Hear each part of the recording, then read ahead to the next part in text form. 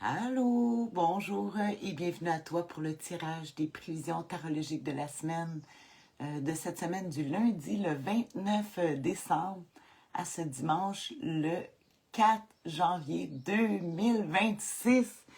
Ça y est, on traverse l'année, on s'en va dans l'année 2000, c'est ça, 2026. Au tarot, hein, je n'avais pas pensé à parler de ça en premier, mais au tarot, si tu prends l'année 2026, il y en a beaucoup en numérologie. Bon, ils vont calculer ça. Tu additionnes tous les chiffres, 2026, qui va t'amener au chiffre 10. 10 au tarot, qui est la roue de fortune, la carte des changements, des revirements. Ouais, quand on voit que la roue tourne, fait qu'on pourrait voir des grands changements pour 2026. Des revirements, certains vont être avantagés, d'autres désavantagés. C'est la roue de fortune. La roue de fortune, des choses qui arrivent, chance ou malchance, c'est à voir. Mais aussi en numérologie, il y en a qui, en numérologie, ils ne prendront pas le numéro 10. Fait que si tu additionnes le 10 et le 0, on tombe au 1. Numéro 1, qui est le battleur au tarot. Fait que tu peux le prendre au 10, au numéro 1, mais on dit nouveau départ. Nouveau départ, le battleur. C'est le numéro 1 qui commence l'année, qui commence, en tout cas, fait qu'il commence une nouvelle chose. Fait qu'on le prenne du 10 ou au premier, ben, il y a quand même pas mal quelque chose qui montre qu'il va y avoir quelque chose de nouveau qui va commencer pour 2026. Ah, c'est le fun. Et aussi, au tarot, en même temps, j'aime ça te montrer. On est si on se répare comme si le tarot, ben, comme c'est un grand calendrier de l'année, on est dans la période de l'anniversaire de nos Capricornes et Capricornes qui sont représentés au tarot par le diable. On le voit ici, le signe du Capricorne, hein, numéro 15. Ben, c'est dans les journées les plus sombres de l'année. Hein, c'est la lune qui prend la place. Fait qu'ici, mais on n'est pas surpris de voir nos Capricornes. Puis c'est drôle parce qu'en même temps, est associé, nos Capricornes sont associés à la planète Saturne. Tout le long, sont associés à Saturne, qui est le numéro 21, la dernière arcane, numéro 21 du tarot, le monde. Fait qu'on voit que, bon, c'est des gens qui vont aimer ça, être parmi le monde, mais en même temps, sont en tout cas, solitaires et avec le monde, en tout cas, c'est très drôle. Une approche avec le public, euh, c'est intéressant. Puis aussi, là, ben, on est dans le deuxième décan, à partir du 30, on va être dans le deuxième décan, qui est la planète Mars. Hein, quoi de mieux pour traverser l'année, nos Capricornes qui sont nés à la planète Mars, justement, on balaye, on démolit l'ancien pour refaire du nouveau, une nouvelle année. Hein, il y en a beaucoup qui prennent des résolutions. Dans le fond, il n'y a pas de moment, mais des fois, il y en a qui se disent, bon, ben, en 2026, moi, je vais ici ou ça. Mais en tout cas, c'est le fun. C'est toujours le fun de se mettre un moment pour justement aller changer tout ça. Fait qu'on va aller voir justement les prévisions tarologiques, l'humeur, les défis et l'attitude gagnante à pratiquer. Tu le sais, c'est pas des prédictions, c'est un angle de vue. Je dis souvent une métaphore, puis là j'ai vu analogie. Analogie, on dit que c'est une histoire qui n'a aucun rapport avec ta vie à toi. Puis on va essayer de trouver des liens avec, parce que souvent, ben, on se voit pas, puis on manque de perspective sur nous-mêmes. Fait qu'avec une histoire, on va dire, et si c'était cette histoire-là, ça voudrait dire quoi pour cette semaine? Pour toi, en tout cas, on verra. On va regarder ça, justement. Là, j'ai pris le tarot des maîtres. Mais oui, j'ai pris le tarot des maîtres parce qu'on est, ouais, c'est ça, une nouvelle année. On veut, on veut voir d'autres choses pour la nouvelle année. Des nouvelles choses. Alors, ici, hein, je prépare ça. Non, j'ai pas de public en ce moment, mais c'est sûr, tout le monde est occupé, hein, c'est tentant. De toute façon, la vidéo, elle va être bonne toute la semaine. Je te fais un résumé. Donc, on va regarder pour le moment À quelle humeur on peut s'attendre cette semaine? L'humeur générale avec notre tarot des maîtres ici. Hop! Ben tiens, la roue de fortune, justement. Ah, des choses qui arrivent subitement. Des fois, j'ose pas le dire, mais décès. Je l'ai appris. Tu sais, souvent, il y en a qui vont regarder la mort au tarot, puis on va penser que ça parle de décès. C'est souvent une transformation. Tandis que la roue de fortune, elle ici, elle peut vraiment nous parler d'un décès qui arrive subitement. La roue tourne, hein? Les choses vont vite. Fait que c'est une carte qui nous parle que cette semaine, on pourrait se sentir déséquilibré. Les changements, les grands changements qui arrivent. Oui, c'est l'histoire de la roue de fortune, hein? On sait pas malchance ou malchance. On dit de prendre les choses, que même les chances peuvent donner après sur une malchance, puis une malchance peut te donner sur une chance. Tu sais, on le sait pas. Il faut regarder cette carte-là.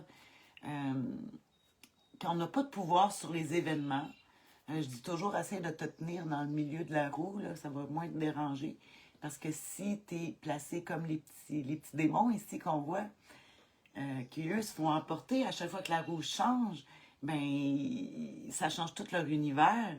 Allô, Benoît! C'est le fun. Fait qu'ici, comme je dis, on essaie de rester au centre. Fait que même, ça veut dire sur tes valeurs, tes principes. Puis même si les choses changent, ben toi, tu restes pareil. C'est l'extérieur qui tourne. Fait qu'en tout cas, oui, somme toute, c'est ça. On voit on peut pas vraiment, c'est pas de la prédiction, mais on peut s'attendre à, ouais, peut-être du vent, des revirements, être étourdi, l'équilibre, manque d'équilibre. Joyeuse fête, Tania, et à toute ta famille. Merci, Benoît. La même chose pour toi aussi. Hein? C'est ça qu'on veut, le meilleur. Une belle année. Moi, en tout cas, je vais avoir un bébé. Non, ma fille, mais en tout cas, je vais être grand-mère pour 2026. Ça va tout être un événement. Fait qu'on va y aller justement avec le défi à surmonter avec la roue de fortune. Comme on dit, déjà, somme toute en soi, la roue de fortune, c'est déjà un défi en soi de vivre avec l'adaptation, le changement, de s'adapter, même si c'est bien, il faut s'adapter quand même si c'est des changements. On va regarder ça. Le plus gros défi avec notre roue de fortune sera, oh, le pendu. Là, là, là, là. Les sacrifices, les revirements de situation. Hey, hein, ça va justement très bien avec notre roue de fortune. Sauf qu'avec le pendu, qui nous montre qu'il y a pratiquement une certaine impuissance, même pas une impuissance, un non-désir, parce que le pendu, c'est une carte que c'est jamais les gens qui l'ont pendu, c'est le pendu qui s'est placé comme ça, il a les mains dans le dos, puis il a dit non, moi là, je m'en mêle pas. Fait que peut-être qu'on va l'avoir comme défi nous-mêmes de surmonter justement. On trouve que on voit pas le pouvoir qu'on a. On doit sacrifier des choses. On doit l'inaction, trouver ça ennuyant. Même il y en a même qui ont la déprime avec le pendu. Hein, parce qu'on peut pas faire tout ce qu'on veut. C'est quand même une carte qui, moi, je la trouve positive dans le sens que c'est une carte qui est dans la privation qui va nous amener à l'illumination. Mais là, ici, ça nous dit, regarde, tu vois, ça bouge, puis là, oups, virement, on ne sait plus quoi faire. Peut-être si tu vois le défi à surmonter, c'est peut-être les gens autour de toi, tu as l'impression qu'ils sont comme pris d'un limbe ou qu'ils avancent pas, il n'y a personne qui veut s'avancer pour donner un coup de main ou... Hein, comme on voit, il n'y a rien qui bouge. Pourtant, la roue de fortune, l'humeur de la semaine, ça bouge. Elle n'est jamais inactive, la roue de fortune. La roue tourne. Les mouvements, l'action. Puis on voit ici, le défi à surmonter, ça serait l'inaction. C'est spécial, hein? On va regarder, on va finir avec la carte la plus importante. L'attitude gagnante à pratiquer. Tu sais, ça peut être la santé aussi qui nous bloque. Hein? La santé qui est bloquée aussi, parce qu'on parle de la santé aussi avec le pendu. Bon, comme je te dis, le plus important, c'est l'attitude. Comme je te dis, va-t'en dans le milieu de la roue de fortune cette semaine. Mais on va y aller avec un beau conseil. Je sais pas, là, on dirait que je veux la choisir. Tiens, je vais prendre elle. Alors, regarde ça. La justice, alors, trouver un équilibre. Regarde, c'est spécial. Il y a un œil. Ici, juste au-dessus. Puis regarde mes boucles d'oreilles. J'ai un œil. Qu'est-ce que ça veut dire? Que la route, la balance, en fait, la justice qui représente la balance, l'équilibre, trouver un équilibre, se trouver une hygiène de vie, malgré tous les brassements, malgré tout, peut-être les empêchements, il faut aller se trouver un équilibre. C'est le bon temps d'aller... la justice qui dit de trouver l'équilibre entre le cœur et la pensée. Ouais, un grand stabilisateur qui est la balance. Je vais aller regarder, je vais aller m'aider avec un livre justement pour notre conseil du tarot parce que je veux que te donner et me donner. Écoute, je le fais premièrement, les cartes beaucoup pour moi. En premier lieu, je le fais pour moi. Moi, je regarde ça toute la semaine. Après, ben là, j'ai tous mes proches qui... On s'amuse beaucoup en parler avec ça. Que ça l'empêche de parler de nous-mêmes. On parle des cartes, mais tu sais, dans le fond, même si on parle d'autres choses, on parle toujours de nous-mêmes. Quand on parle des autres, on parle de nous-mêmes. Hein. On parle de notre point de vue sur les autres. Comme je dis, quand tu parles des autres, on n'apprend pas nécessairement sur les autres, on apprend ton point de vue. On en apprend plus sur toi-même. Spécial, hein? Fait que la justice, qui nous dit, en positif, de la rigueur, d'avoir de la clarté. Ah oui, la clarté. Hein? Elle a une épée dans ses mains, la justice. C'est la vérité, voir clair. Ne pas se laisser avoir par les illusions.